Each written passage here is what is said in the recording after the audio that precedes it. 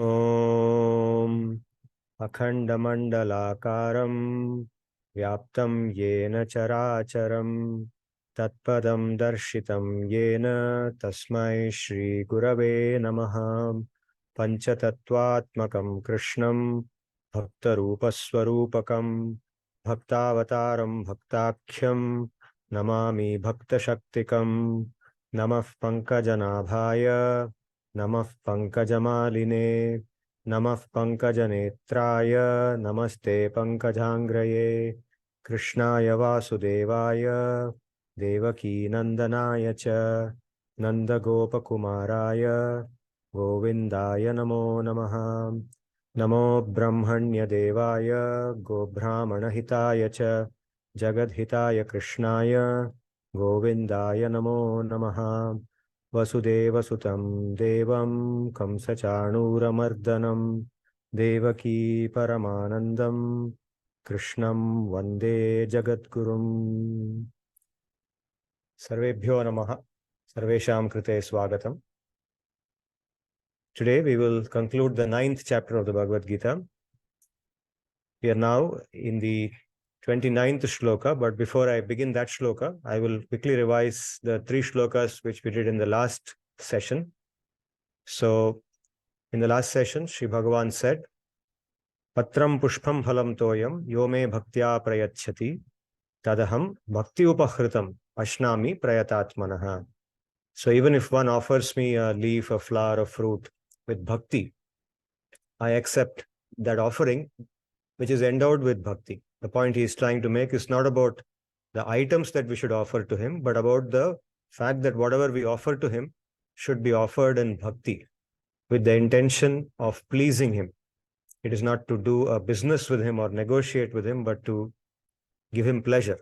Okay, like you would do to a guest, somebody with whom you have a friendly relationship, someone you like. So with that bhav. So then he advises, he says, Yat karoshi yad ashnashi yad juhoshi dadasi yat yat tapasyasi kaunteya tat kurushva madarpanam. This is the essence of the sadhana of bhakti. When we do bhakti sadhana, you see, bhakti has very broadly 2 stages in it. One is called the sadhana stage. Sadhana means the stage of practice. Because in the beginning, we don't have bhakti. By default, we don't have bhakti. So to develop that bhakti, sadhana is done. Sadhana is systematic, regulated practice of a set of activities which help us to develop that bhav for bhakti, or that bhav of bhakti, that mentality of bhakti. So as part of the sadhana, the essence can be described in this manner. Whatever you do, whatever you eat, yat karoshi, yat ashnashi, yat jihoshi, whatever you do in sacrifice, whatever you give away, whatever austerities you perform, all those things, do them as an offering to me. Do it with the mentality that this will be pleasing to me if it is done in this manner. Okay, so with this, as this is done, then over time, the mentality of bhakti develops. Bhakti bhav develops. Right? By doing this service, the bhav of bhakti develops over time.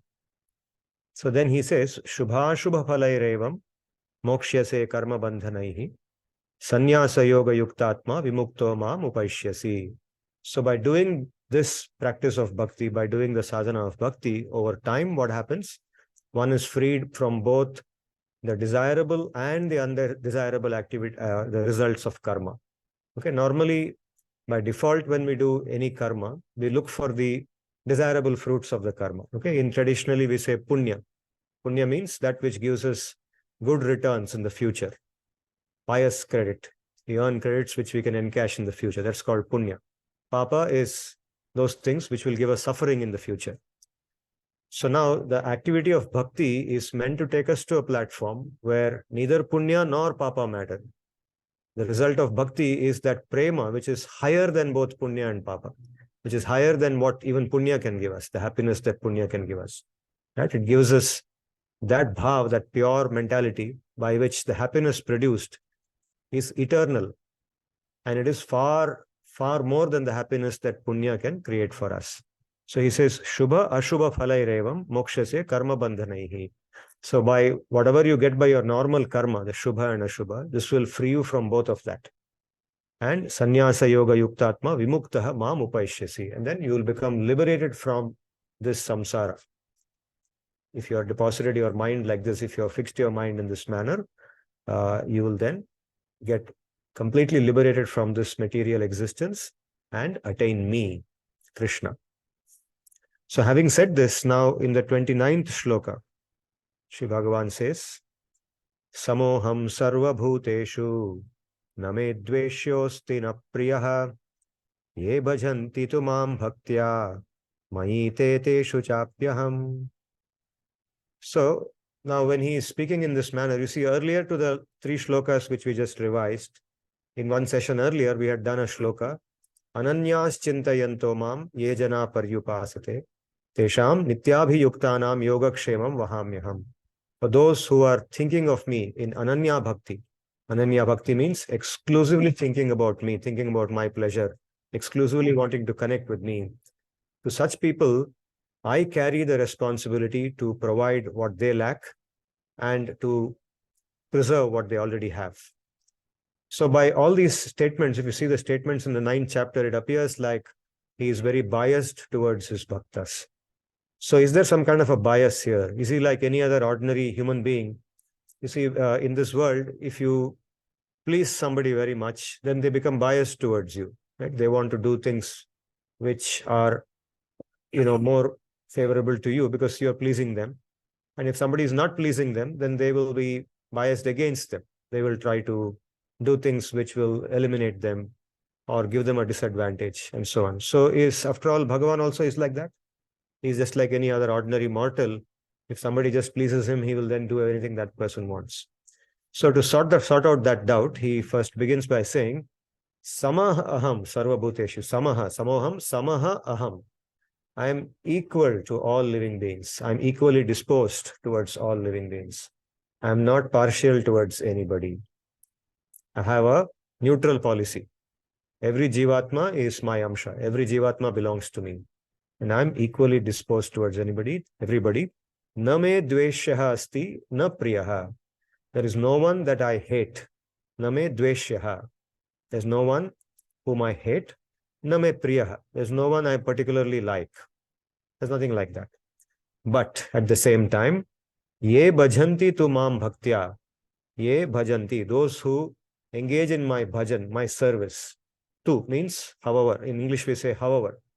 Having made one statement, then you want to make a contrasting statement. So you say, however.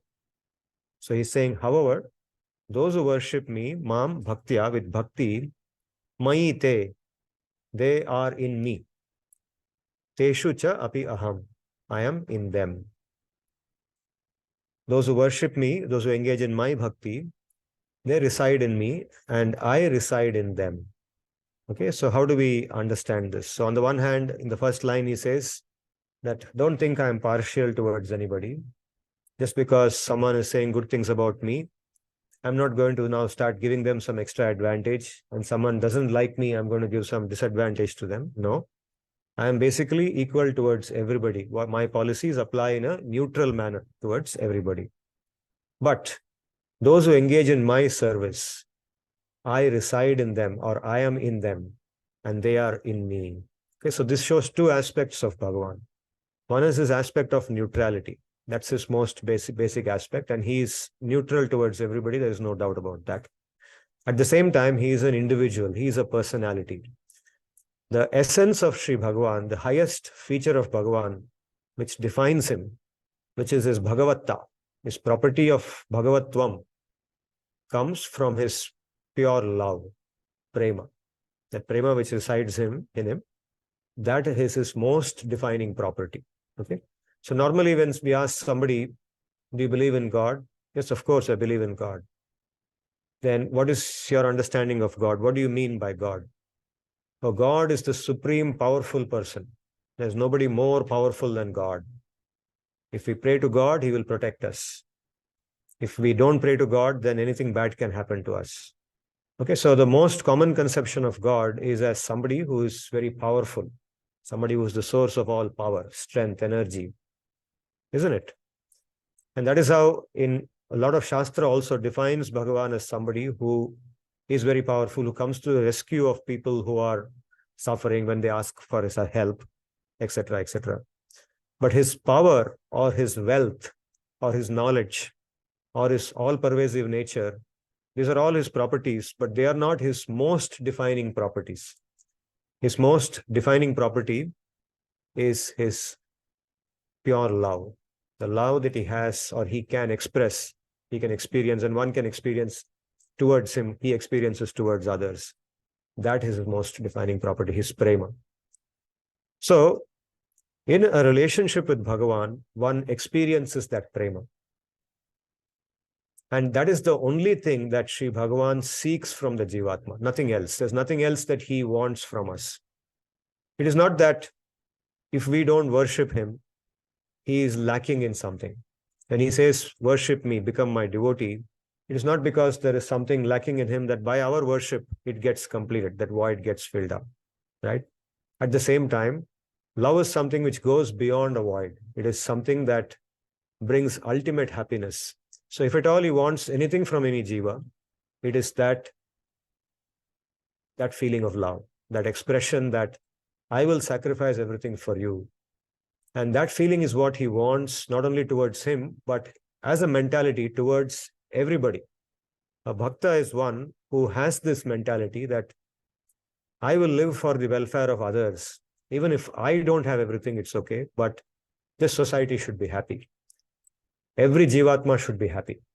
This is Bhagavan's thinking, and this is the bhakta's thinking as well. When a bhakta gets purified, he develops the mentality that everybody should be happy. I should live in a manner that this world is happy. Nobody around me should be unhappy. That is the mentality he develops. Okay, this is Bhagavan's mentality. So when Bhagavan sees a bhakta developing this mentality, he becomes attracted towards him. This is the only thing that can subdue him. This pure mentality of a bhakta. There's nothing else which can subdue Bhagavan other than this thinking. When a bhakta starts thinking in a pure manner like this, then Sri Bhagavan develops an interest in him. And that's what he says. Teshu cha api aham. I am in that person. He becomes attracted. We have a phrase normally when you see some two people getting interested in each other. Okay. In a college environment, it's very common, right? You see somebody becoming interested in somebody else. Then you'll make a statement like, oh, she's completely into him, or he is completely into her. So we don't mean physically into that person. What we mean is, in their mind, they have become very interested in that person. That's exactly what he means here. He's using the same language here. They are in me. Means they are completely interested in me. They want me. And I am interested in them. I want them. I want their company. So here, there is no partiality. This is not a case of partiality. It's just like saying, I'll give you a very crude analogy. Let's say, for example, this institute, okay, take an academic institute like XLRI. Now, XLRI is open to admitting anybody into its programs, right? It says that, okay, the applications are open for all these programs, and these are the minimum eligibility requirements. Anybody can apply.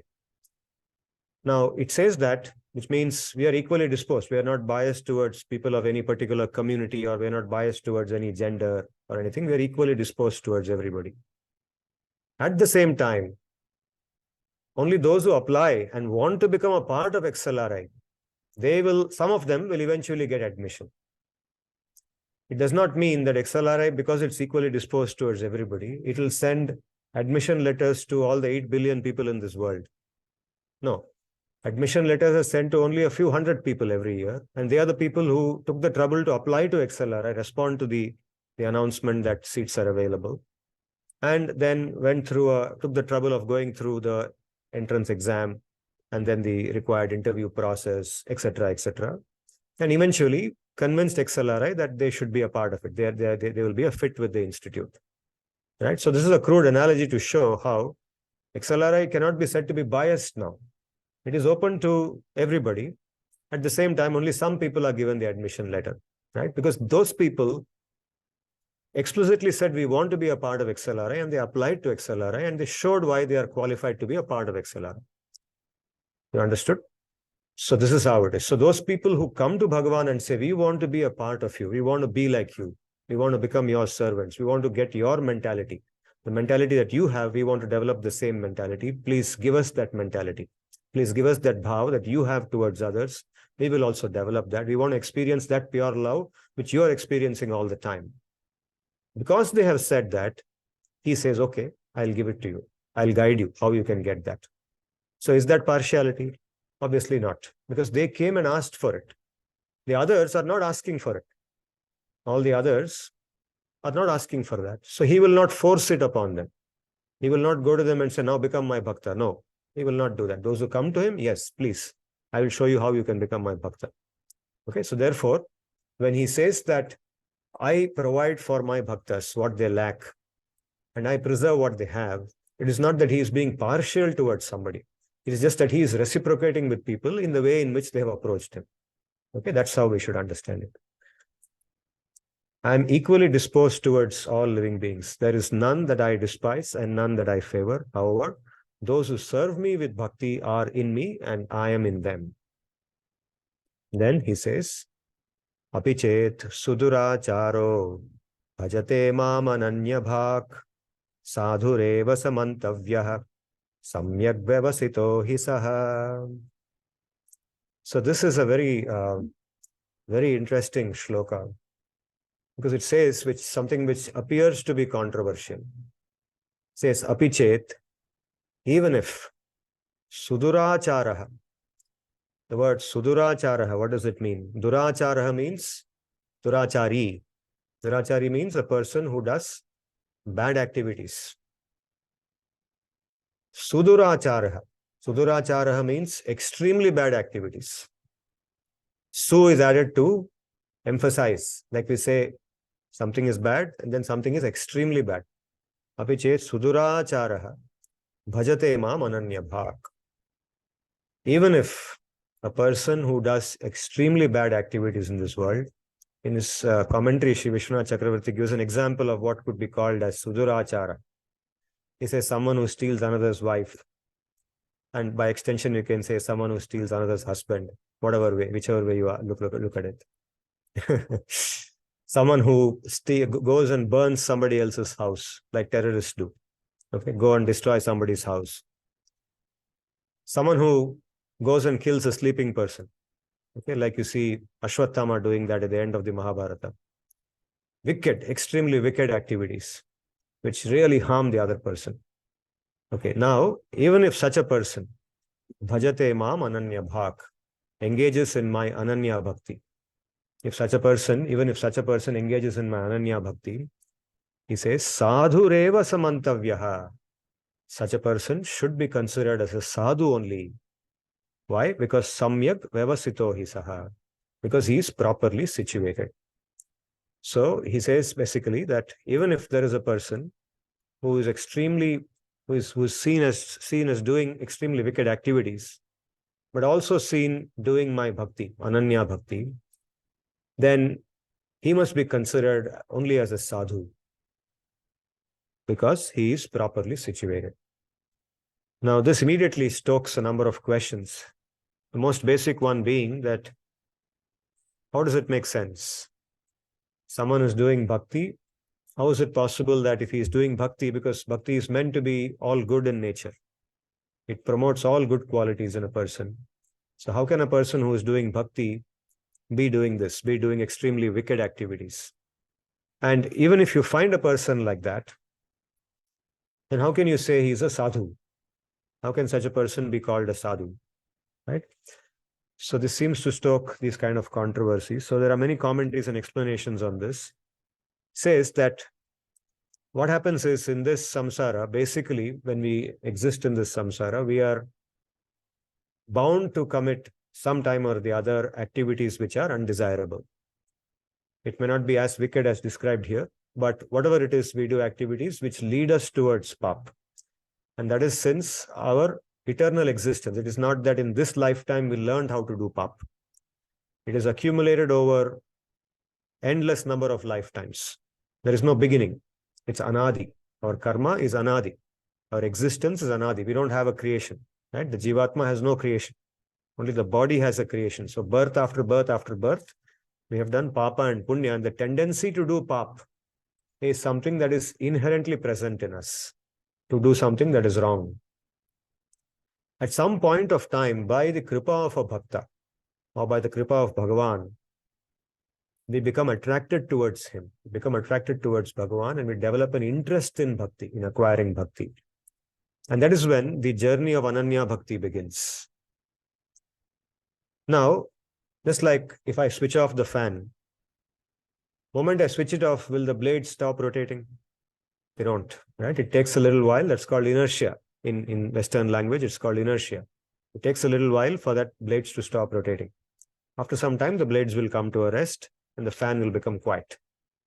Exactly in the same manner, the moment you begin Ananya Bhakti, it doesn't mean at the same instant your tendency to commit pap will stop. Ananya Bhakti is a process. It's a process of sadhana through which the bhakta becomes purified. But the point is, at the core of Ananya Bhakti, which sustains Ananya Bhakti, is the Shraddha or conviction. I've spoken about this earlier too. Shraddha is the basic defining conviction in the heart of a Jivatma when he gets attracted towards Bhakti and decides to take it up seriously. So that itself, Sri Bhagavan says, is a great thing. And that is the definition, or that is why he says that he must be considered a sadhu. There too, you see the usage of this word, mantavyaha in Sanskrit. Sadhureva sa mantavyaha. Okay? He does not say, it's very carefully worded there. He does not say he has become a sadhu. He says he should be considered a sadhu. Because someone may point out that if you want to call somebody a sadhu should never engage in wicked activities. If somebody engages in wicked activities, he cannot be called a sadhu. He's not a sadhu. Right? He should be put under trial, be taken to the court. We do hear of sometimes people who are known as saints, sometimes being caught in some scandal or something. Once in a while, not always, but occasionally. Fortunately, it's only occasionally. So then we no longer call them a sadhu, right? We just use their name and say that these people, they cheated us. So Sri Bhagavan also does not say that that is what a sadhu should be. Not at all. He just says that such a person should be considered like a sadhu. Okay, he's not a sadhu, but he should be considered, given the respect of a sadhu. So why is that? He says because he has developed that Shraddha of Ananya Bhakti, that Shastriya Shraddha. That Shraddha, which has put him on that path of Ananya Bhakti, therefore, Samyak Vyavasito hi saha. He is properly situated. There is a difference between him and the wicked person in general. The wicked person in general has no such Shraddha in them.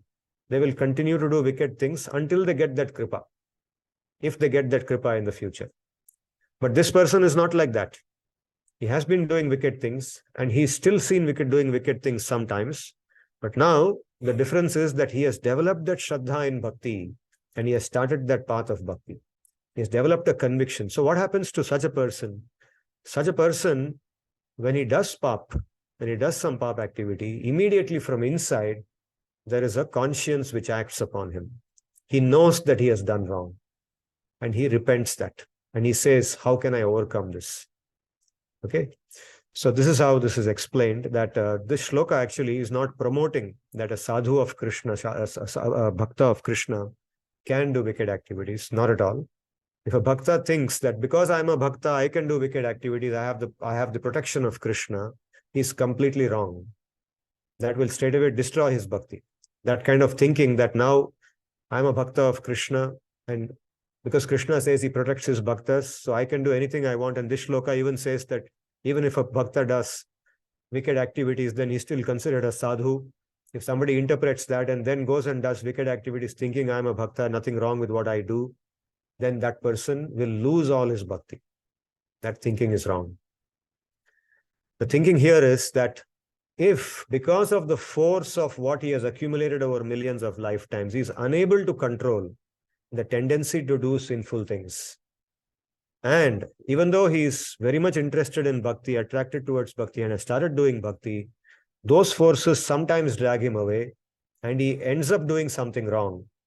And later on, or immediately after that, he starts regretting that, oh, I have done this wrong. That person is properly situated. He should be considered as a sadhu only. That is the meaning of this. And the essence of the shloka points to the Shraddha in bhakti. It says that Shraddha in Bhakti is the basis for Bhakti. Bhakti begins with that Shraddha. Adhau Shraddha Tatha Sadhu Sangha. That's what Rupa Goswami says. It begins with Shraddha, and then when the Shraddha comes, that person starts looking for Sadhu Sangha. He starts looking for the company of other saintly people who can help him to progress on that path. Okay, so the Shraddha is the basis for Bhakti, and if somebody has got that Shraddha, then even if he is sometimes seen doing something inappropriate, he should still be given that respect as a sadhu. If one with even very bad conduct serves me exclusively, then such a person must be considered a saint only, since he has a proper resolve, or since he is properly situated. Then immediately after saying this, Sri Bhagavan adds in the 31st shloka, he says, Kshipram bhavati dharmatma shashvachantim nigacchati kaunteya pratijanihi name bhaktah pranashyati. So the 30th shloka and the 31st shloka, this shloka, are to be read together. Okay? Now he is justifying why he says that such a person should be considered a sadhu. He says, Kshipram bhavati dharmatma. Kshipram means instantly or immediately. Bhavati becomes a dharmatma, a person who is who follows dharma. Shashvat chantim nigacchati. Shashvat chanti means permanent peace. Shashvat means permanently, eternally. Shantihi. He attains permanent peace, permanent happiness. Kaunteya pratijanihi. Kaunteya, oh Arjuna, pratijanihi. Announce to everybody. Na me bhaktah pranashyati. My bhakta will never fall away. My bhakta will never be destroyed, will never get vanquished. Okay. So this is very interesting. Vishwanath Chakravarti comments, he explains that the verbal forms used here, he says Shipram Bhavati. Bhavati in Sanskrit is in present tense, Vartamana Kala. It is not in Bhavishyat Kala. If it a word in Bhavishyat Kala in Sanskrit would be Bhavi. Shipram Bhavi means very soon, in the future, in the near future. That's what would be future tense, Bhavi. But instead of using Bhavi, he is using Bhavati. Bhavati means becomes. It's present perfect. In English, it's called present perfect, this tense. Similarly, Nigacchati, you see this word, last word here, Nigacchati, not Nigamishyati. The future tense word with that same root, verbal root, will be Nigamishyati. Hence, in the future, he will get peace of mind. But he is using present tense here. Present tense means that in the present itself, even as he does this, even though he has done some bad activity, immediately there is repentance in his heart. He repents. He says that, no, I should not have done this. This is very displeasing to Bhagavan. I am on the path of bhakti. How can I come out of this? How can I stop this? Why does this happen to me again and again? This would be very displeasing to my guru. This is an internal reflection. He internally reflects. Bhakti is a very reflective process. There's a lot of introspection happening in the path of bhakti. So because he does this, immediately he gets that reciprocation from Bhagavan. He gets guidance. And Sri Bhagavan from inside gives him the strength to overcome that wicked activity, that wicked tendency, and helps him to overcome it. So he says, Shipram bhavati dharmatma shashvat chantim nigacchati. Immediately, very soon after that, he becomes a dharmatma and he gets eternal peace. He becomes established in peace. And then second line, very interestingly, he says, Kaunteya pratijanihi. He's telling Arjuna that, oh Arjuna, you declare pratijanihi, this word pratigya. What does the word pratigya mean in Sanskrit? Making a vow, a promise. If you want to make a vow to somebody that I will do this, main kar dunga. Wow, promise. I promise you I will do it. Right? In the 18th chapter, see, when he's ending the 18th chapter, this word, this same word comes in a different form. He says, and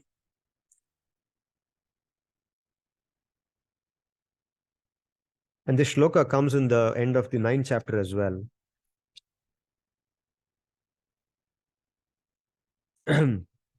Let me read it out. He says, Manmana bhava madbhakto. This is the 18th chapter, 65th shloka.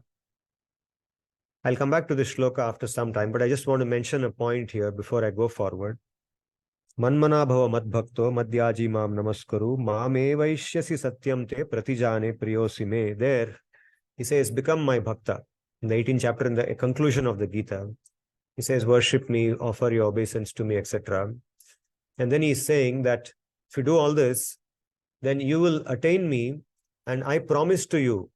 He says, Satyam, this is the truth. I am saying this with truth. I'm saying this in truth. I promise you. Pratijane uses the form, verbal form there used is pratijane. Pratijane in Sanskrit means a person speaking and saying, I promise you. Pratijane. Here also, Vishwanath Chakravarti asks this question, why didn't he use that same verbal form here? He could have said, Kaunteya, aham pratijane. I promise you that my bhakta will never get vanquished. Instead of saying pratijane, he's saying pratijanihi, means you promise, he's saying. Oh Kaunteya, you promise to the whole world that my bhakta will never vanquish. Instead of saying, I will promise to the whole world, which he's saying in the 18th chapter. He's not saying that here. So he says, this is out of his bhakta vatsalya, his love for his bhakta. He wants to show the world that his bhakta, he places them higher than himself. And the bhakta's word, the word given by the bhakta, he says, is higher than his own word. Shri Vishwanath Chakravarti cites from the Mahabharata, the Kurukshetra Yuddha, in which his Shuddha Bhakta, Bhishma, the Bhishma Pitamaha. Now, Shri Bhagavan, before the Kurukshetra Yuddha, has made a promise that I will not fight. He tells Arjuna that whoever chooses me, I will be on their side. My army will be on the other side. He tells, right? Duryodhana chooses the army and Krishna goes to Arjuna. Arjuna chooses Krishna. Now he says, there's a condition. If you choose me, I will not fight. I will just be passive on that side. So then he becomes Arjuna's charioteer. The charioteer doesn't fight. He only drives the chariot. He's a car driver, right? So he doesn't fight. He has taken a vow. Now, somewhere in the middle of the Kurukshetra war, just before Bhishma is, incapacitated, before that point, one day Bhishma takes up his thing and he says that I will make Bhagavan fight. I will break his vow. I will today make him fight. Right? Do you remember that? Yes. In the middle of the war. When does this happen? After Karna is killed, or when does it happen? When does Bhishma take up that thing and attack? It's the 8th day. Where does it come? 7th or the 8th day of the war. This happened. 7th or the 8th day of the war. Before Bhishma makes a vow on that morning. He says, I will make Krishna take up his arms. I'll make Krishna break his vow. No, Okay. that happened before the war. The vow happened before the war, and on the 8th day, when that's what my recollection says. On the 8th day or 7th or the 8th, I don't remember exactly. Krishna indeed took up the Sudarshan Chakra. Exactly. So there is an incident when Bhishma makes this vow that today I will make Bhagavan come down and fight. Yes. So Bhishma fights very furiously with Arjuna. He attacks Arjuna to such an extent that Arjuna becomes helpless. At that point of time, it reaches a point where if Krishna does not interfere, Arjuna will lose. Arjuna may be vanquished. So to protect Arjuna, Krishna comes out and Krishna takes up the wheel of a chariot and attacks Bhishma with it. And then Bhishma stops. He says, now I have achieved what I wanted to achieve. I have made Bhagavan break his vow. So Vishwanath Chakravarti points out that Sri Bhagavan, because Bhishma took that vow and because Bhishma is a Shuddha Bhakta, to keep up his word, Bhishma's word, Sri Bhagavan broke his own word. He decided to break his own word. He said, it's okay if people will talk ill about me. People will say that this fellow made a vow before the war that he will never fight. But now he has broken it because he is wanted to protect his Arjuna. He is partial towards him. People will say such things. It's okay. But my bhakta's vow, Bhishma's vow, is more important than mine because he is my bhakta. And I will do anything to protect his vow. So Bhagavan created that situation in which Bhishma attacks Arjuna. Arjuna is helpless. It looks as if he is going to be destroyed. And Bhagavan then comes up and protects Arjuna. He raises that chariot wheel and attacks Bhishma. When he attacks Bhishma, Bhishma stops. And that fight stops between them at that point. So Sri Vishwanath Chakravarti, in commenting on this particular shloka, he points out that this is the reason why he makes Arjuna announce to the world. He says, he doesn't announce, Name bhaktaha pranashyati, my bhakta will never be vanquished. He's asking Arjuna to make that statement instead of he himself making that statement. He's not saying, I am saying this. He's saying, Arjuna, you please say this. Because he knows if Arjuna says this, then that will have a higher status. It will be longer lasting than if he himself says it, because then he will protect it. Okay, so that's the implication here. So that also is a demonstration. Vishwanath Chakravarti points out this is actually said in bhav. This whole 9th chapter is spoken in great bhav of bhakti by Bhagavan. Just like the bhaktas have the bhav of bhakti towards him, Bhagavan has exactly the same bhav towards his bhaktas, towards living beings in general and towards his bhaktas in particular. Such a person becomes righteous very soon and attains lasting happiness and peace. O Kaunteya, declare boldly that my bhakta never falls away. After saying this, in the 32nd shloka, he says, Mam hi partha vyapashritya yepi syuf papayonayaha striyo vaishyas tata shudras tepi yanti param gatim. Mam hi partha vyapashritya, O Partha, son of Prutha, after taking shelter of me, Vyapashritya, yepi syuf papayonayaha, even those who have been very sinful, papatmas, very much papis, striyaha, women, vaishyaha, the vaishyas, tata shudraha, the shudras, te api, even they will attain the supreme destination. In other words, there is no difference. You see, the varnashrama system, traditionally the society is divided into the 4 varnas and the 4 ashramas. The 4 classes are the 4 varnas, Brahmana, Kshatriyas, Vaishyas, Shudras. They have different responsibilities. Among them, the Brahmanas are the ones who are considered the closest to Bhagavan, because they are always engaged in his worship, studying the Shastra, teaching it to others, etc. Right? Now, when it comes to the matter of bhakti, that differentiation is gone. It does not matter. It does not matter whether you have been a papi in the past. It does not matter whether you belong to a lower varna or higher varna, whether you are a man or a woman, gender, nothing matters. He says, Triyo Vaishyas Tada Shudraha. There's no difference. In Varnashrama system, this distinction is made. Okay, if you're a Vaishya, then you should not be doing this. If you're a Brahmana, you should be doing this, etc., etc. In Bhakti, that differentiation doesn't exist. Anybody, he says, Te api yanti param gatim. They also can attain the same state which anybody else attains. O Partha, even those who are very sinful, including those among the women, the Vaishyas and the Shudras, attain the supreme destination after taking refuge in me. Kim punar brahmanav punyaha bhakta rajarshayasthatha anityam asukham lokam imam prapya bhajasvamam. Kim punaha. Just like in English we say, what to speak of. Okay. So suppose I give a mathematics problem and ask, can this problem be solved by people here? Yes. Then you will say, what to speak of people here? Even an 8th standard student can solve this problem. It is so simple, right? So this expression, what to speak of, kim punaha, means what to speak of. Brahmanaha punyaha. So I just said that even very sinful people, or even people in the lower ranks of the Varna system, even they can attain me. Then what to speak of the punyas, Brahmanas, the Brahmanas who are very pious? Definitely they can attain me. Bhaktaha rajarshayas tatha, the saintly kings. Naturally, they can also very easily attain me. Anityam asukham lokam imam prapya bhajasvamam.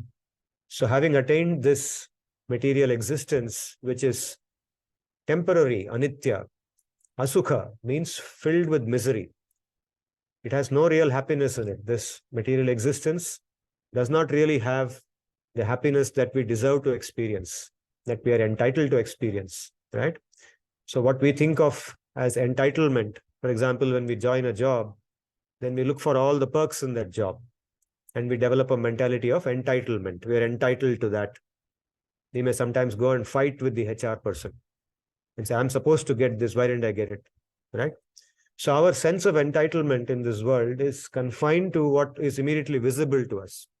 So Shri Bhagavan breaks that mentality in the Bhagavad-Gita. He says that you are entitled to a far higher form of happiness than what you see around you, what you think you're entitled to by the elements of this material existence. Anityam asukam lokam imam prapya, having obtained this temporary world filled with misery, please engage in my service. Imam prapya bhajasvama, engage in my bhakti. Then what to speak of the pure brahmanas, the bhaktas and the saintly kings? Having attained this temporary and misery-filled existence, do engage in my bhakti.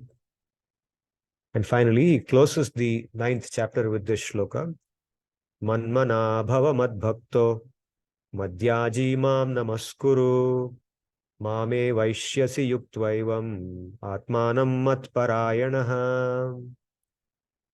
So here, manmana bhava, the word manmanaha in Sanskrit means mai manaha yasyasaha. One whose mind is always absorbed in me. Become a person like that. Manmana bhava. Mad bhakto bhava. Become my bhakta. Madhyaji bhava. Madhyaji means my worshipper. Yaji, worshipper. Become my worshipper. Worship me. Mam namaskuru. Offer your namaskara to me. Offer your obeisance, your pranam to me. What will happen if you do all these things? So become one who is fully absorbed in me. Become my bhakta. Become my worshipper. Offer your obeisance to me. In 4 different ways he is saying the same thing. Mameva eshyasi. You will attain me only. Mameva eshyasi means you will attain me only. Yuktva evam. Being engaged in this manner. Atmanam mat parayanaha. Then yourself is completely under my refuge. Mat parayanaha means in my refuge. Being in my refuge. Yourself being completely in my refuge. Okay, so having taken my refuge in this manner, you will certainly attain me. Think of me, be my bhakta, worship me and bow down to me. Offering your mind and body to me and being in my refuge, you will come to me. You will certainly come to me. Mameva eshyasi. You will certainly come to me. So this is the concluding shloka of the 9th chapter, which summarizes the essence of what he wanted to say in the 9th chapter. Ananya Bhakti culminates in this. And this very shloka is repeated, about 60% of the shloka remains the same. In the 18th chapter, which I just read out, the 18th chapter and the conclusion of the 18th chapter in the 65th shloka, he's saying the same thing. Manmana bhava madbhakto madhyaji mam namaskuru mameva eshyasi. This last portion, he says, Satyam te, I promise you, pratijane priyosime. I promise you because you are very dear to me, Arjuna. I'm saying this out of love. Don't misunderstand me. Don't think I'm like some kind of a megalomaniac who is looking for other people's worship. Okay, in this world, if someone is looking for other people's worship and taking pleasure in that, we use words like a narcissist or a megalomaniac, right? A person who is always looking for others' worship. But I'm not like that. I'm a person who's saying this to you because I love you. Out of love, I'm saying this. It's a word spoken out of love. It's not because I am lacking in anything. Because elsewhere in the Gita, many, many times, he has said that I am complete. There's nothing I depend upon for this world. There's nothing at all. There's nothing I have to get from here. I'm completely detached. At the same time, when I see you suffering, when I'm seeing you suffering in this world, birth after birth after birth, like Shankaracharya says in the Bhajagovindam song, Punarapi jananam, punarapi maranam, punarapi janani jatare shayanam. Iha samsare bahudustare, kripaya pare pahi murare. He's praying to Krishna. He says that again and again we take birth in the womb of a mother. Again and again we die, and again we take birth in the womb of a mother. And this samsara, this material existence, is very, very difficult to cross over. Iha samsare bahudustare, in this extremely difficult samsara to cross over. Kripaya pare. Only by the kripa of Murari we will go across. Pahi Murare. Oh Murari, please protect me. So in that sense, because Only by turning to him, only by turning to Bhagavan, we are able to cross over this samsara.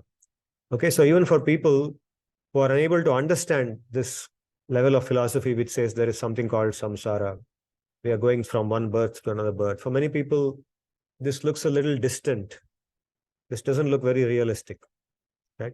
But even then, even if you think this is the only life that you have, even in that case, coming to Krishna, performing his bhakti, gives you a happy life.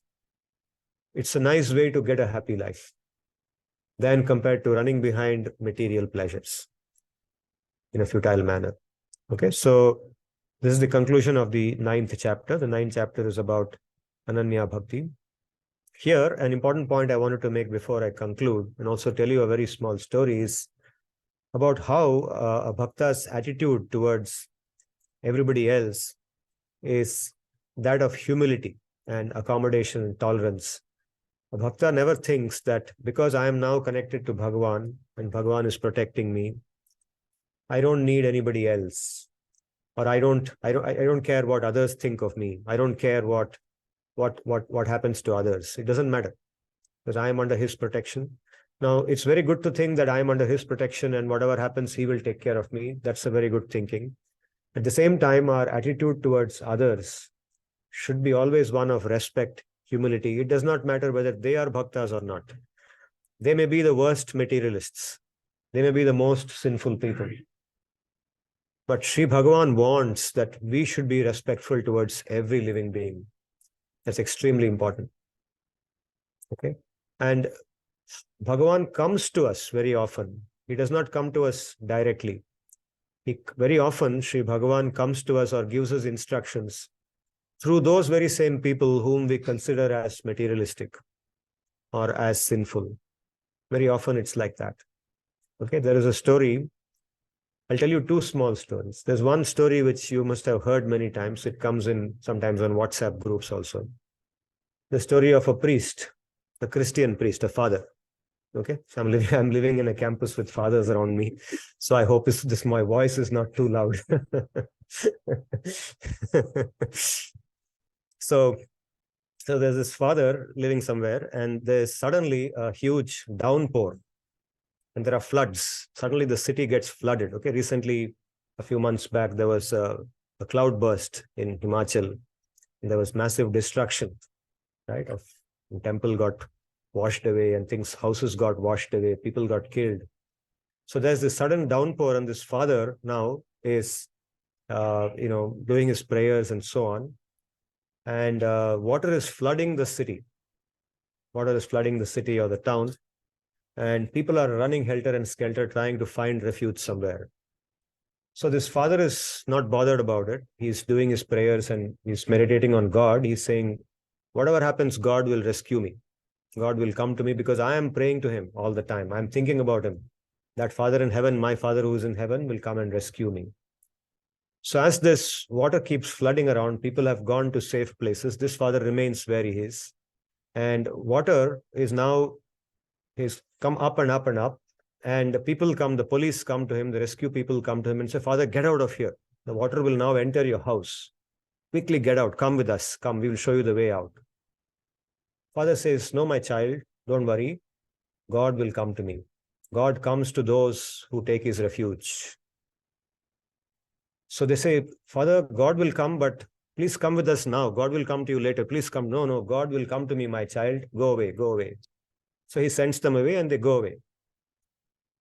So then after some time, shortly after that, the water enters his house. It floods the room and everything, right? So he goes to the first floor of the house because the water is now, he's drowning in the water. So he runs up the stairs, goes to the first floor of the house. And soon after that, he finds that the rescue team has now come in boats. Earlier, they came in cars and jeeps, but now those can't work anymore because the water level has gone up. So they've come in a boat and he sees a boat outside his window. They're shouting out to him, Father, please come out of the window. We've got a boat for you. The water level is rising further. We don't know how much it will rise and you will get drowned if you're there. So Father says, no, my child, God will come to me.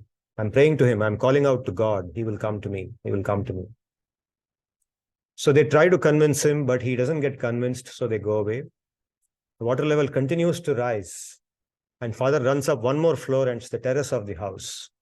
So shortly after that, he finds that everywhere there is water and the boats also have gone and a helicopter comes to him. So the rescue team is now using helicopters and the helicopter comes to his terrace and says, "Come, father, come. This is the last thing. After this, there's nothing more. The building will go into the water and you will have no place to stand also. No, my child, God will rescue me. I'm praying to God." Helicopter also goes away. Water level rises. Father drowns. Father goes to heaven. And father is now very angry with God. "God, I followed all your instructions. I kept praying to you. I chanted your name. You never came. You never came to rescue me." God says, "I came to you 3 times, and all 3 times you denied me. I was the one who came in that jeep. I was the one who came in that boat, and I was the one who came in that helicopter. You did not recognize me." This is another beautiful story which happened in India. This may be a WhatsApp joke, but this story, the second one I'm saying, is a real incident of a great saint by name Bilvamangal Thakur. Okay, some of you might have heard this story. So this saint lived very long back in India. Some people say he lived in the 9th century. That's about the time that Adi Shankara lived. So he was a very pious person, born in a Brahmana family in Kerala. This happened in Kerala.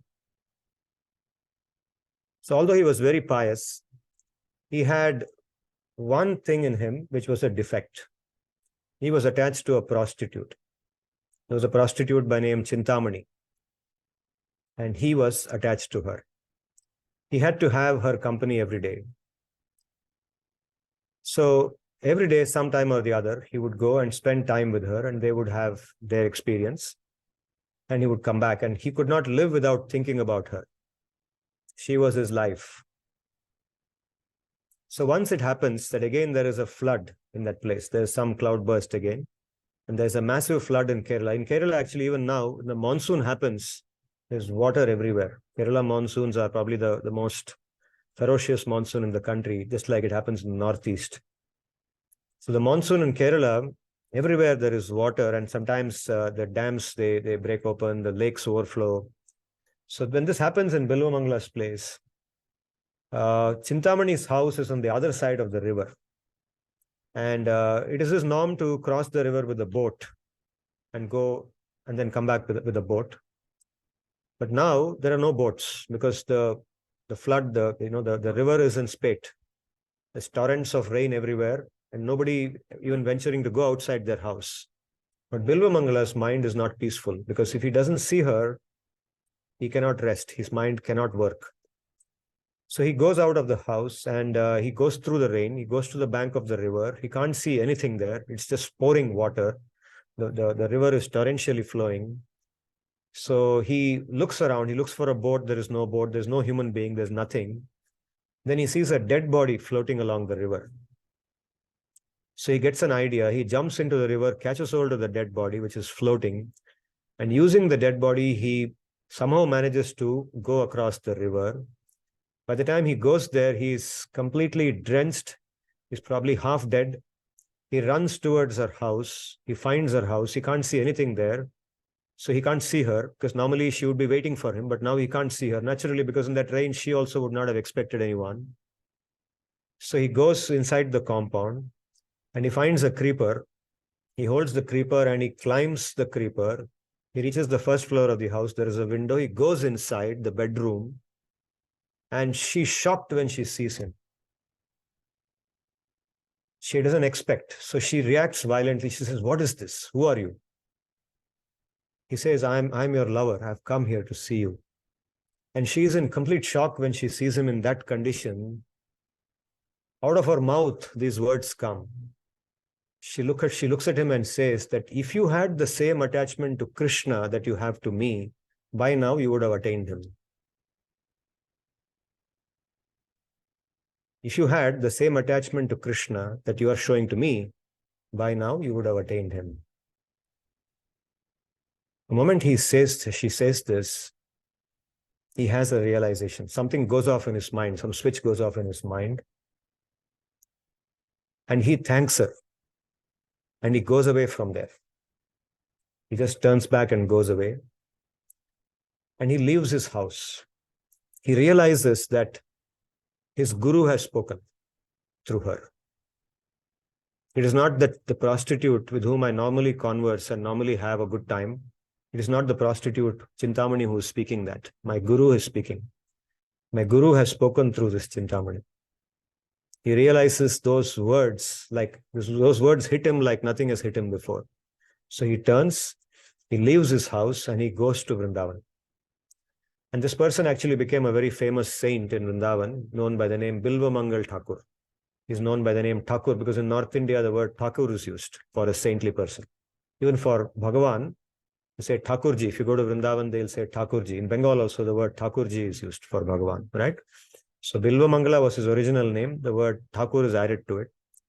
And he became a great scholar, very great scholar. He's written a very scholarly work, which is known as Krishna Karnamritam. This work known as Krishna Karnamritam is a very scholarly work. It's highly respected, where he sings praises of Krishna, describes Krishna. He became a Shuddha Bhakta of Krishna and he's worshipped.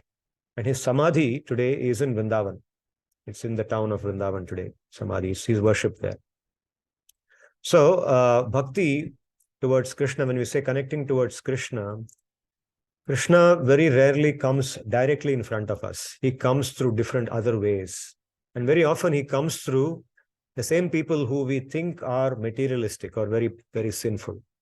And that is why this humility in us, this openness of mind, attitude towards others is extremely important, and it's extremely something that we should be very much conscious about.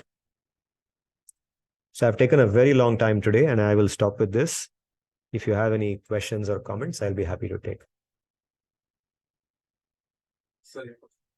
Yes, Harsimran. ने बोला कि तुम proclaim करो, तुम प्रतिज्ञा करो। तो जब उस पे वाला एपिसोड हुआ था, तो उसमें महाभारत में मतलब उसके बाद एक्सप्लिसिटली ऐसा बोला गया या फिर जिनका आपने नाम दिया था उनकी इंटरप्रिटेशन है, इससे लिंक कर सकते हैं?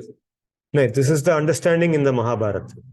जो मैंने यहाँ पर नाम लिया था विश्वनाथ चक्रवर्ती जी का, वो उस इंसिडेंट को यूज करके यहाँ पर इंटरप्रेट कर रहे हैं. पर महाभारत में एक्सप्लिसिटली बोला है कि भगवान का उनकी प्रतिज्ञा को ऑनर करने के लिए, उसकी सुरक्षा करने के लिए भगवान ने उस दिन आयुध उठाया था. अपनी खुद की प्रतिज्ञा को तोड़ करके अपने भक्त की प्रतिज्ञा को सुरक्षा करने के लिए.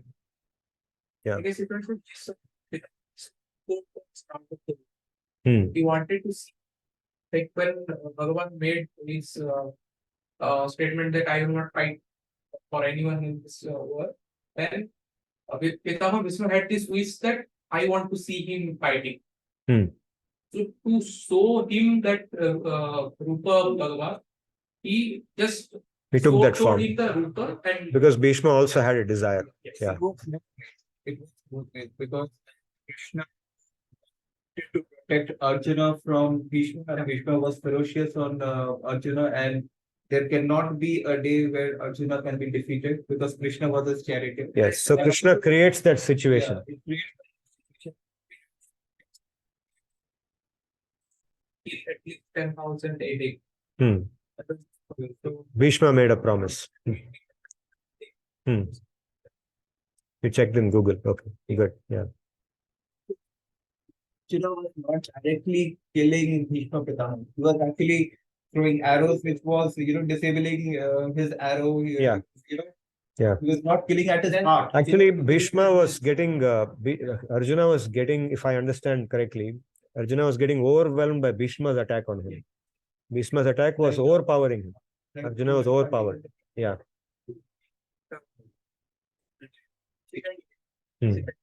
Yeah, but that was later. That Shikandi was later. 10th day, yes. That was later. Yes. That solution Bhishma Pitama told the parts. Yes. Krishna told them we should go and ask Bhishma Pitama, how will we win the war? Yes. How will dharma be restored? Yes, because although Bhishma was physically on the side of the Kauravas, in his heart he was on the side of the Pandavas. Yes. Actually, he had commitment towards the kingdom or the Yes. anybody. Yes. Because Kauravas were ruling that time. That's why he was with them.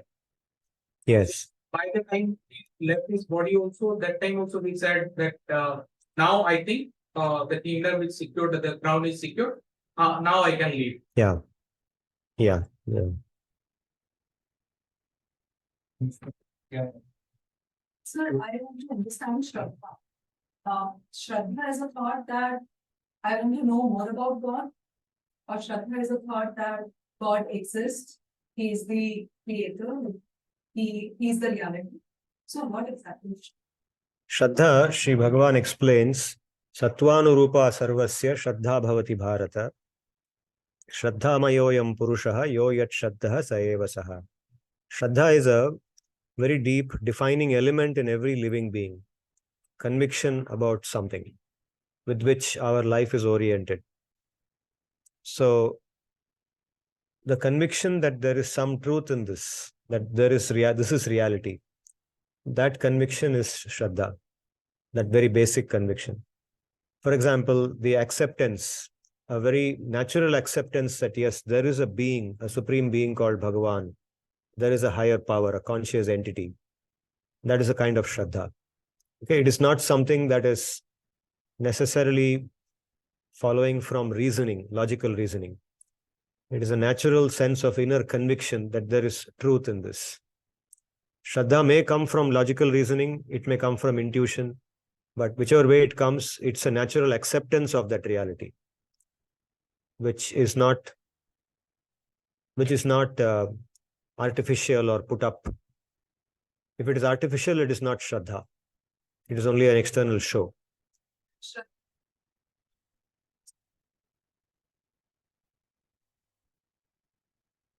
It can be. No, the word Shraddha can be used more generally also. Here it is spoken in terms of towards Bhagavan and his bhakti. But in the 17th chapter, Sri Bhagavan speaks about different types of Shraddha. Satviki Shraddha, Rajasi Shraddha, and Tamasi Shraddha, and so on. There it distinguishes between 3 different types of orientations of people. People who pursue, for example, Shraddha in materialism. That materialism is the way towards happiness. There is nothing called a second life. There's nothing called Punarjanma. There's only one life. That's also a kind of Shraddha. So here, when he talks about Shraddha in the context of bhakti, he means Shraddha in bhakti. Yeah. Yes. Yes, bhakti is always with respect to Bhagavan. Bhagavan is the center of bhakti. And bhakti is a two-way thing. It is not only one way from the bhakta towards Bhagavan, it is from Bhagavan towards the bhakta also. Like any loving relationship between two entities.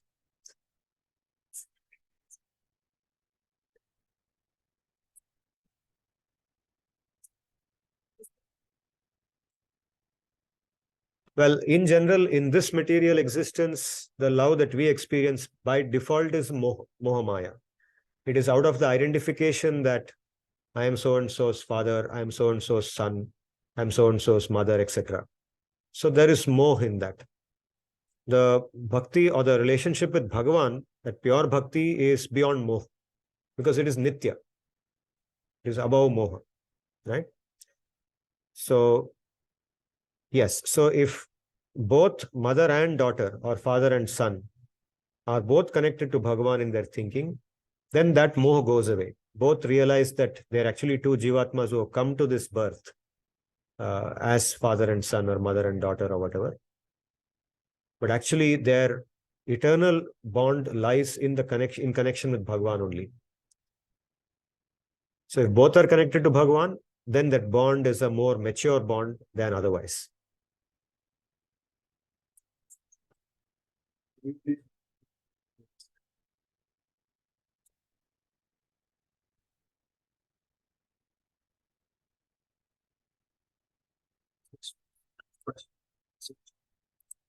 You have a follow-up, Simran?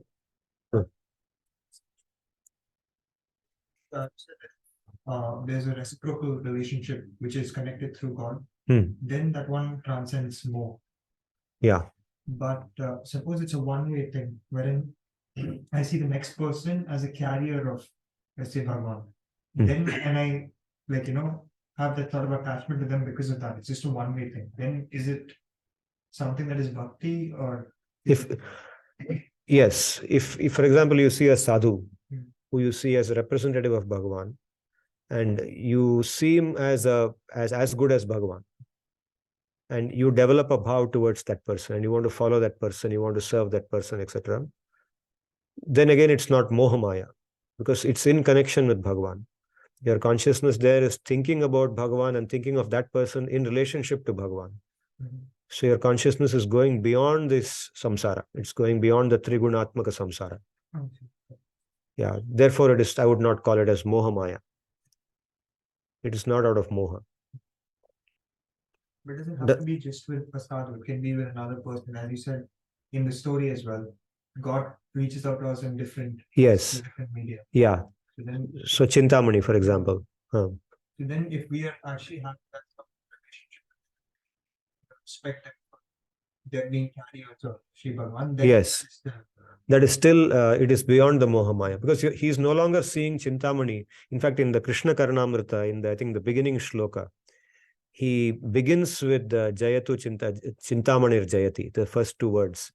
He acknowledges her, as he no longer sees her as that object of enjoyment, which he had seen her as earlier. Now he sees her as a carrier of God. She, for him, is actually representing Krishna. His guru came through Chintamani and spoke through her. He never saw her again in his life after he left that place. But in his mind, she always resided as a form of Bhagavan. Yeah.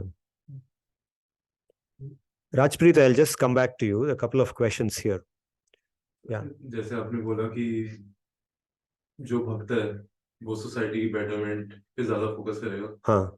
तो कुछ लोग होते हैं जो aesthetic होते हैं या recluse होते हैं, जो सोसाइटी से दूर रहते हैं, हाँ. तो वो लोग क्या एक लेसन भक्त है या फिर उनका कोई डिफरेंट तरीका है भक्ति का? हाँ, उनका डिफरेंट तरीका है. तो हर एक का अपना तरीका होता है. तो अगर वो कोई भक्त है जो दूर रहना चाहता है सभी लोगों से, हमको ऐसा नहीं सोचना है कि उसके अंदर कुछ घृणा है, दूसरों के प्रति कुछ द्वेष है. Not necessary. So he wants to practice his bhakti in that manner. There are many bhaktas like that. That is also fine. There's nothing wrong with that. तो मतलब इसमें जो आपने दिया इस कंटेक्स्ट में मतलब उससे बाहर है ये, भक्स के डिफरेंट टाइप हो सकते हैं. भक्त के भी डिफरेंट टाइप, जो जिनकी साधना है ना, साधना का एक ही तरीका नहीं होता है. साधना में जैसे मान लीजिए जप करना या भगवान का कीर्तन करना या श्रवण करना, जैसे भागवत का श्रवण करते हैं, गीता का श्रवण करते हैं, या भगवान का ध्यान करते हैं, या किसी तीर्थ स्थान में जाके लोगों की सेवा करते हैं. सो अलग अलग तरीके से साधना होती है. तो साधना का भी जो है, कुछ लोग समाज में रह करके साधना करते हैं, दूसरों के साथ करते हैं, कुछ लोग अलग रह के करते हैं, अकेले रह के करते हैं. तो जो भी है, अगर भगवान को वो प्रसन्न है, वो भक्ति होती है. अगर भगवान को उसमें प्रसन्नता नहीं है, भगवान को कब दुख होता है? जब मन में द्वेष है, दूसरों के प्रति द्वेष है, घृणा है, दूसरों के प्रति कोप, क्रोध है, तब भगवान को वो अच्छा नहीं लगता है. अगर प्रेम से किया जाता है तो सबको, मतलब भगवान उससे संतोष होते हैं, भक्ति होती है उसमें. I hope my Hindi is good enough to explain the answer.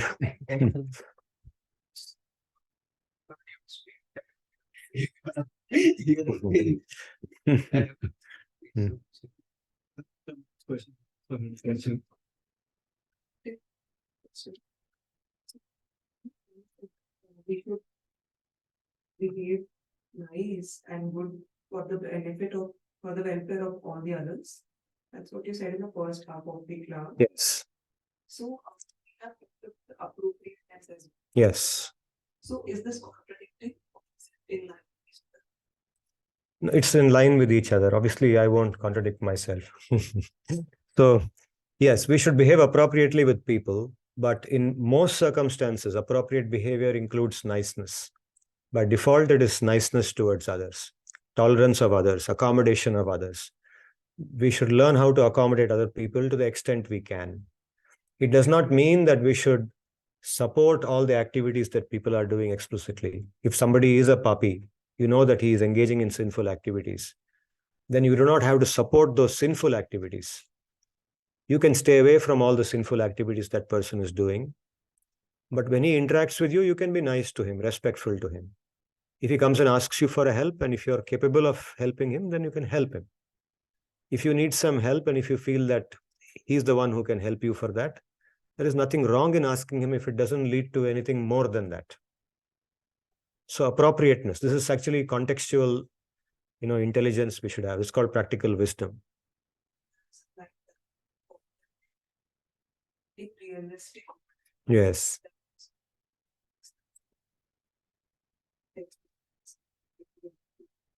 Cases, right? We cannot think of welfare of people who are not thinking welfare for us, maybe. Yes. Practically. So with such people, we keep a distance, but in our mind, we wish well for them. We don't have to go out of our way to help them if they are wicked people. But in our mind, we can wish that let there be good for them. Let them come out of their wicked mentality. That's the way to wish well for somebody. We should not have to wish. Yes, we should not have any anger towards anybody. In our heart, there should be no anger towards anybody. Now, this is easy to say theoretically, but it is not easy to naturally practice it. That is why sadhana requires us to consciously reflect on this. Whenever we do meditation, when we do japa, or even otherwise, when we are sitting quietly, we can contemplate on this particular thing and say that, no, I will remove that feeling of anger in my heart towards that person. I feel angry towards that person because I just don't like that person's nature. I feel angry towards so-and-so. I just want that person to get lost from here. These kind of thoughts naturally come to us in the course of working in this world. Right? We are living in a practical world, isn't it? So bhakti, the sadhana of bhakti involves working on those thoughts. Bhakti is a process of internal reformation and internal transformation. It's a process of reflection. And if we are able to do this, then we experience real peace inside. The real sweetness of happiness, sweetness of peace comes when we are able to do this. That is when we know that we are making progress in bhakti. If we are able to think of somebody who has been very unkind to us in very kind terms, we are able to think very kindly of a person who has been very unkind to us without that person knowing about it. That is very important. That person need not know about it or should not know about it. We should not go and tell the person that, I like you. Doesn't make any sense. We should be able to think of that person within ourselves and do our activity. We can stay away from that person. We can stay away from that person. But in our mind, always have a positive attitude towards that person. Wish well for him. We wish that let that person come out of that mentality, that bad mentality, because that will be harmful to that person also in the long run. Correct? This was about the wicked mentality, but even if the other person is not wicked, or in those contexts also we face that there are different preferences. Yes. And our preferences Match with them.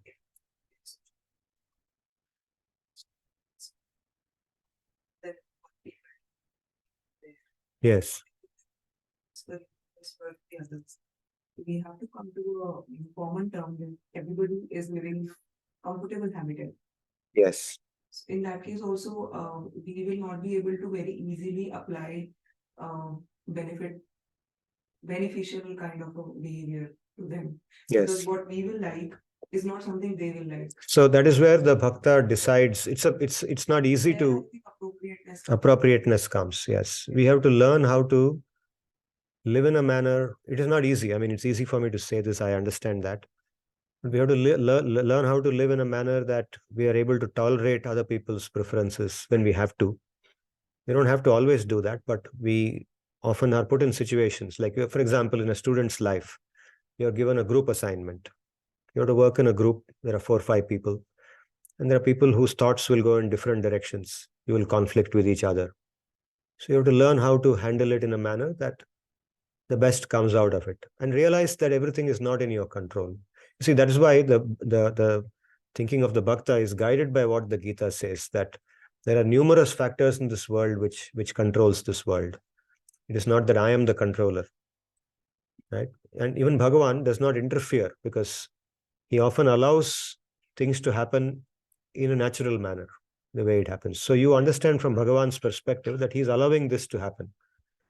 For example, he allowed the Kauravas to do their sinful activities and let the Pandavas go and stay 13 years in the forest. He allowed that to happen, right? Of course, he had a higher vision in doing that. So things will go wrong sometimes, and the bhakta tolerates that quietly. So if we, for example, think, that's why when we read the Mahabharata, we should think, now, how did Arjuna perceive this? How did Yudhishthira perceive this? When they went through so much difficulty and everybody knew that they were being cheated. They also knew, and everybody knew that everybody else also knows. It is well known, right? Although on paper, everything looks clean. So in this world, cheating happens like that. Everything looks clean, but actually everybody knows that cheating has happened. Fraud has happened.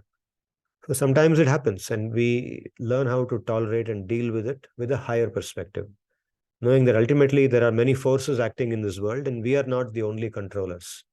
We have some power. That's how that tolerance develops. So, Okay, Rajpreet had a question, because I'll come back to. Rajpreet, are you there? Yes, sir. Yes, you had a question, right? Raised your Yes, hand. sir. Yes. Sir, I'm sitting with the thought of the divine giving us a message through the worldly people. So, if I were to relate this to an organizational context, then can we say that how do we recognize this?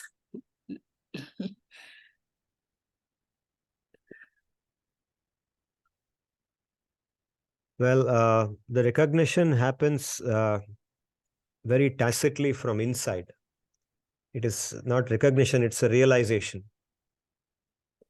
When you go through an experience and you reflect on the experience, then from within you feel that, yes, this is something that has happened with a higher intention. There is a higher force which has made this happen. It is not merely a coincidence it happened like that. Like a So, lesson learned or something. like a Lesson learned. like a lesson learned.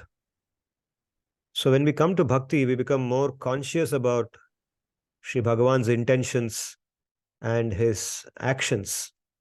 As we do bhakti and aspire to progress in bhakti, we become more conscious of his role in helping us to make progress.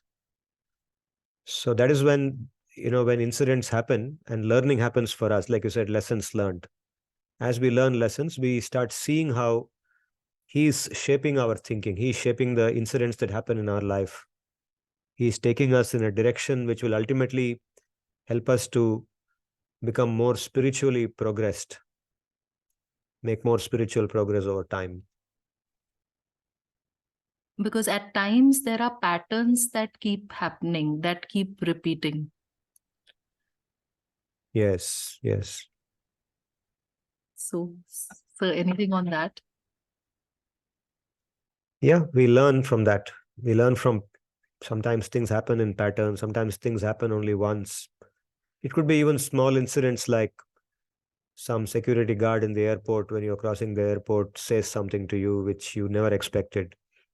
Even a small incident like that can spark off because you were reflecting probably on something like that, and that answer came through that security guard. So in bhakti, the progress comes from various directions. The indications come from various directions. And things which repeat also sometimes, make you think that why did it happen again? Why did it happen a third time? Right? So here, there is no one answer. It is about the individual reflecting within themselves and trying to interpret. It's a process of continuous reflection, interpretation, guided by the Shastra. The Shastra is the basis. Shastra means Bhagavad-gita, the Bhagavata, and so on. That is the basis. Through the lens of that, we should interpret. Thank you. Sir, Shubhashish here. Can I ask a question? Yeah, Shubhashish. Please. Yeah, sir. From the explanation what we have now, so it's like keeping your mind open, and also, in the positive frame of mind, think of everything positive, whatever, in spite of whatever happens back to you. And, wishing very good or success to everybody, though they are actually, probably trying to reach some harm to you. So, so it looks like, we are always, try to be in a good frame or better frame of mind. And sir, then what is the requirement of being conscious? So isn't it that whatever happens in this world, it's kind of indifferent to us? Because whatever happens, we will try to be in positive frame of mind and all. Then, sir, what is the purpose of being conscious? What other things we are expecting from the world, which probably will make us more positive? I mean, am I clear with my questions, sir? Yeah. So I think being conscious is a natural property. All bhakti and all spiritual progress, even those who are not talking about bhakti, but just talking about spiritual progress to the path of jnana or karma or dhyana yoga, is all about elevating one's consciousness. What does elevating one's consciousness mean? What it means is, say, going to a better state of thinking, awareness of the reality around us, being in a frame of mind where there is more clarity of thought, more simplicity of thinking, no anxieties, better aware of reality as it is, lack of confusion, lack of ambiguity, etc. Okay, that is meant by that is what better consciousness means. And eventually realizing the the presence of Bhagavan everywhere, being able to see Bhagavan everywhere. So when we say that we should look at even a person who is wicked in a positive manner, what we don't mean is becoming unrealistic. If there is a criminal, then the criminal should be dealt with like a criminal should be in society. For example, there is a legal framework, right? The society we live in has got laws. So the laws that apply to crime should be applied to that person. It is not that, okay, this guy did some very heinous crime and so now I'm a bhakta, therefore I should overlook this. I should just ignore it. No, we should not ignore it. We should act. That's what is meant by acting appropriately. In that context, what is appropriate, that action should be taken. What I'm saying is, in the heart of the bhakta, there is no anger. In the Kurukshetra war, they fought the war, but they had no hatred towards them. They fought the war like the way two sports teams play a sports match. When you play a sports match, there is not meant to be hatred between the parties. The game is played in the spirit of the sport. It's exactly like that. So when we live in this world, we live in the spirit of the way things are meant to be, the way reality is meant to be. Okay, sir.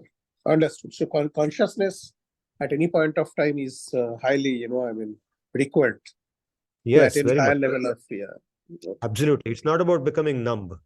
Sometimes people misunderstand this. When we say we should be nice towards everybody, it doesn't mean that we should overlook all their faults and become numb in our thinking. It's not about numbing our thinking. It's about being more aware of reality in the correct way, seeing the reality as it is, but living with it like the way a bhakta lives with it. Understood, sir. Thank you. Arunabha, you had a question? Yes, sir. Sir, actually, I had two questions. And the first part of the question is, like in our organizational framework, there have been instances in the past where, maybe there is in a team, maybe there is one or two person who speak to other rudely, and people are not comfortable with it. And then the teammates come up to us and saying that we are not comfortable working with this person. So number one question is, how do we deal with this kind of situation? And in a context, many times we see that the team is split into two groups, group A and group B, and which there's a conflict in the team as a team management perspective. So we have to resolve those kind of issues. we there can't go and say that, hey, you don't keep any bad feeling for this, it's just in the work, those things don't work in those scenarios. So first part of the question is, how do we deal with these kind of issues, sir? Well, for this, you don't even need the bhakti literature to deal with a practical issue like this. If you talk to your HR manager, there would be other people in the organization who have dealt with a similar situation, and they will be able to advise you how to handle conflict between two, quarreling employees, people who don't like each other. It's just a matter of practical intelligence. You observe how the other employees who are senior and more mature in the organization, how they are dealing with similar situations, and learn from that. Right? You don't even need to go deep into bhakti to resolve this kind of a problem. It's a simple, practical problem. Sir. Yeah. Okay, sir. So probably guidance from. Yeah. So actually, we also learn, even in the path of bhakti, when we live in this world, we learn from people. There are very mature people in this world. Even if they are not doing bhakti, they are very mature about how they go about. You see, for example, in the world of cricket, okay, which I follow a lot, so that's why I know how this works. You take, for example, MS Dhoni. Okay, he is known to be a person who knows how to manage people very well. Right? He's a leader. He inspires people. Many people who are older than him say that they have been inspired by his personality, his character, his behavior and conduct, and so on. So I'm giving an example of a person who is not doing bhakti, but who has figured out by virtue of his past karma, or whatever, he's blessed with that intelligence. He's able to handle difficult situations in this world in a very expert manner. He's able to resolve conflicts. He's able to sort out confusions for people. He's able to inspire people to do their work better, to be more sincere in their work. And we can learn from them. So, you understand? Yes, sir. Yeah. And that's what we should do. A car has to be driven the way a car is driven. So for driving a car, you don't read Bhagavad-gita. Right. Yeah. Correct? You learn how to drive a car from somebody else who knows how to drive a car. You learn the laws from the law book of how to drive on a road, etc., etc. Right, sir. So the second question I had was, today we talked about bhakti and this thing, sir.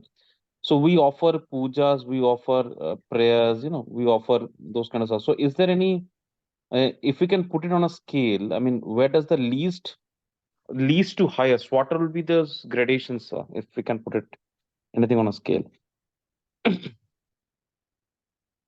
Well, in the Bhagavad Gita, the worship of Krishna includes the worship of all the devatas. That's what he says repeatedly in the Gita, because everything is included inside him. When we worship him and engage in his service, automatically, whatever we would have achieved by worshipping any other devata is automatically achieved in that. There is no need to separately worship any other devata if we worship Krishna. You like to close the door? Conversation going on. Does it answer your question, Arunabha? Just in a different context, sir.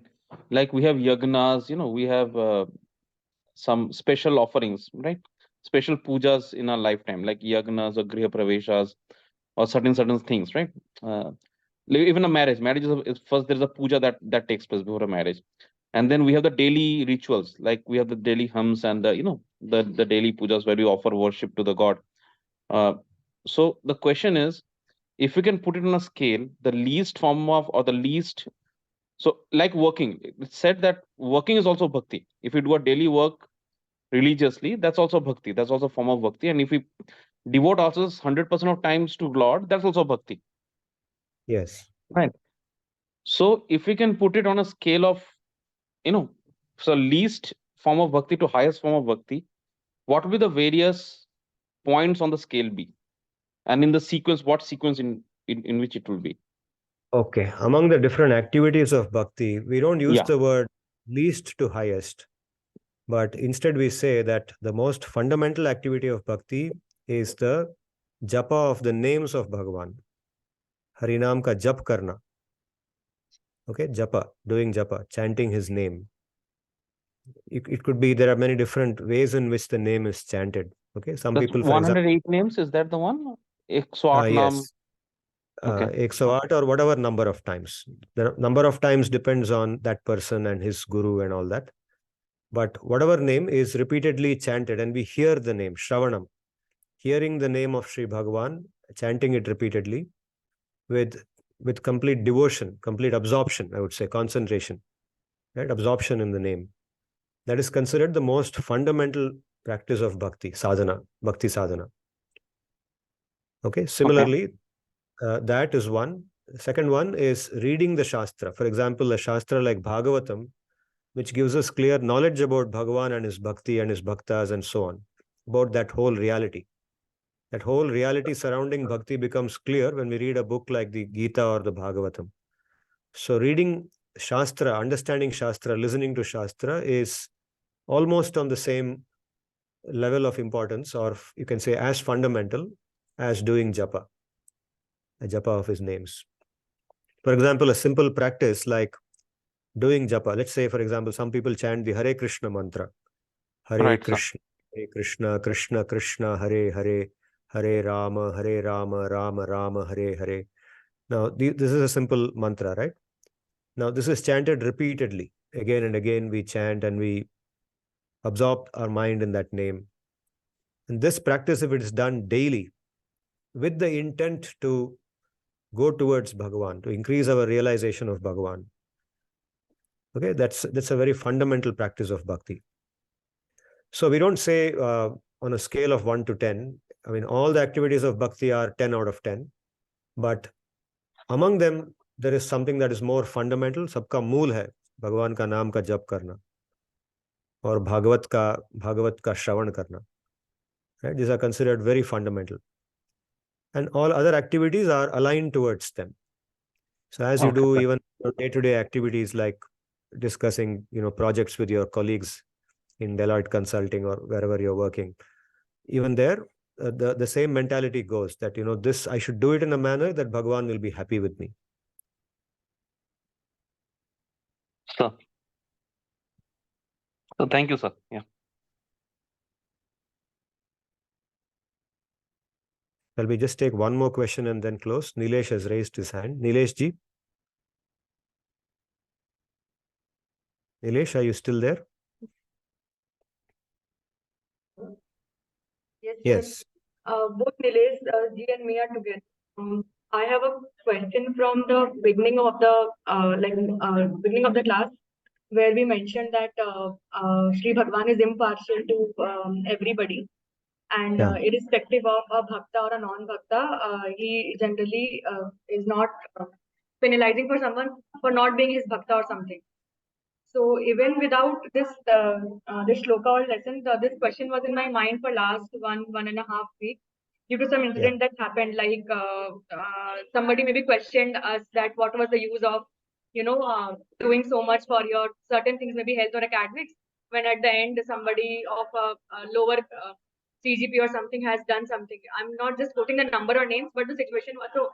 We really thought that and the question was that person got an advantage because of the lower performance, because he could talk to certain professors or certain things to bring him up to the mark, and so now things are equal.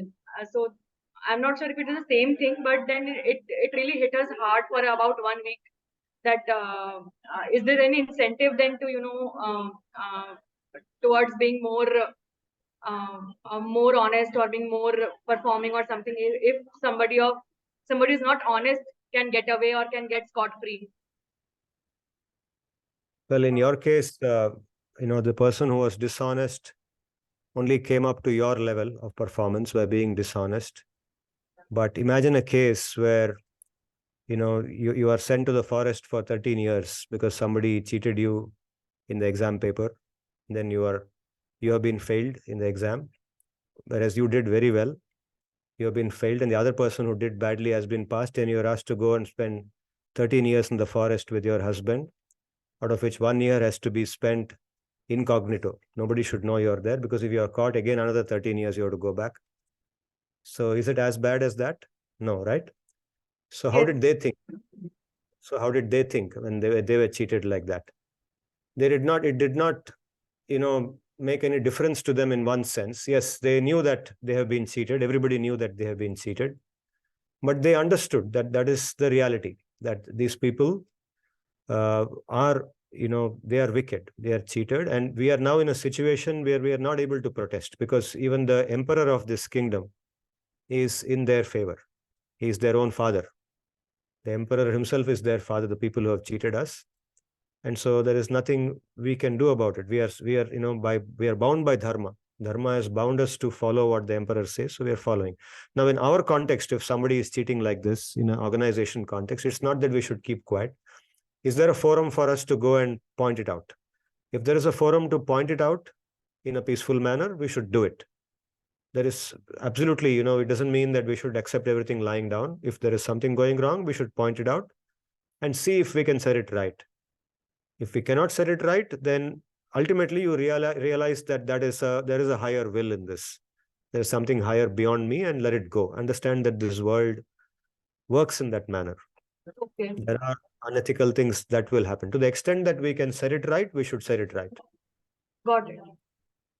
That is where bhakti gives us that, balance between, it tells us to what extent we should go to protest against that unethical thing, vis-a-vis to what extent we should accept it as it is. Yes. This balance comes from inside. Yes. I think one thing I wanted to add here, Gleb, also, I Yes, think Arnab. a couple of questions back, it was also on looking at someone and learning from someone in your organization. And so in such cases, what also matters is that we find someone to take advice from who matches our value systems. No matter how abstract it may seem, it's important that we are taking advice from people in such situations. So for example, the very situation that we now came across, that can happen in several cases, and in even cases where stakes might be much higher. So for example, just now Prof mentioned about a 13-year forest and then the Agyatpas. So in certain situations, in such situations, if our conscience doesn't answer, it is important that we go to someone whose value systems match us.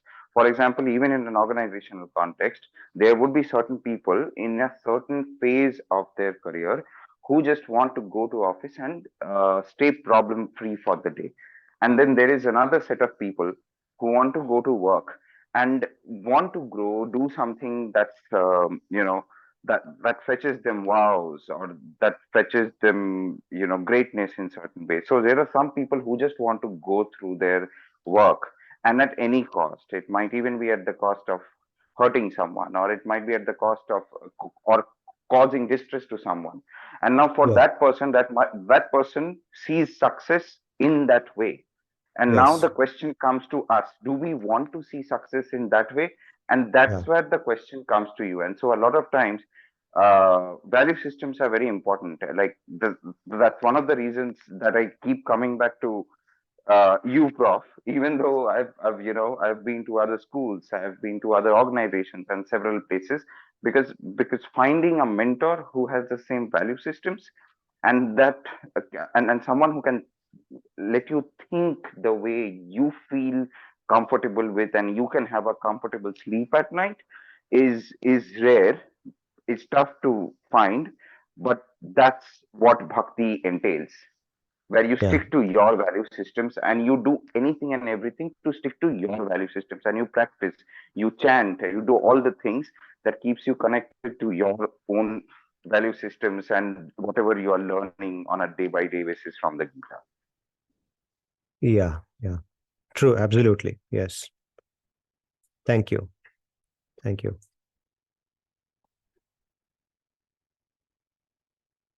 Thank you, Arnab. Thank you all. So shall we close for today? Okay, we can take it after the class on the way back. Yeah. Since we are well beyond the time today and some people may want to leave. I'll do the Antyamangalam now. Om Swasti Prajabhyah Paripalayantam Nyayena Margena Mahim Mahishaha Gobhramanebhyo Shubhamastu Nityam Lokas Samastas Sukhino Bhavantu Om tad Vishnoh paramam padagum sada pashyanti surayah divi vachakshuratatam tad vipraso vipanyavo jagruvagum sassamindhate Vishnor paramam padam Paryaaptya anantarayaya sarvastamotiratra uttamamaharbhavati sarvasyaptyai sarvasya jityai sarvameva tena apnoti sarvam jayati. Om Shanti Shanti Shanti. Hari Om Tat Sat. Sarvebhyo Namaskaraha. Thank you for joining us. So now we have completed 9 chapters of Bhagavad Gita, and in the next session on the next Sunday, I will do a summary of the first 9 chapters. I will not start the 10th chapter in the next session itself. I will summarize the key themes that we have covered in the 9 chapters, and then if you like it, we can have a quiz like we had last time. We'll have a quiz on the first 9 chapters, and then after that, we will go to the 10th chapter. It will be a friendly quiz like last time. Okay. Thank you. Thank you all.